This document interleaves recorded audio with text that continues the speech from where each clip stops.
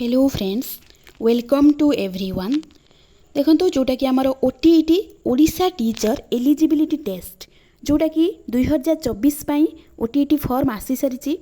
तो यार डेट रोचे अप्लाई डेट रोचे 24/6 माने जून 24 रे रोचे अप्लाई करेंगे। जून 24 रु 5/7 माने जुलाई 7-5 जाए तार अप्लाई डेट रोचे।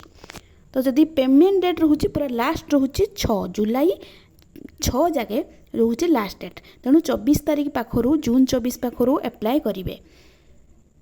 तार एग्जाम रोचे ओटीईटी रो अगस्ट 9 रे रोचे एग्जाम।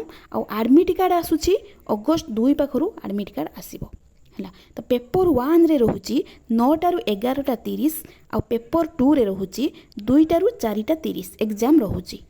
तो समस्ते अप्लाई कर दियंतु 24 तारीख पाखरु। आज है 21 तारीख।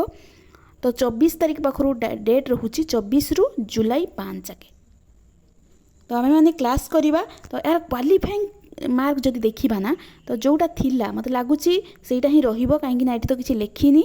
90 थिला जेनेराल आउ अदर कास्ट पाई थिला 75।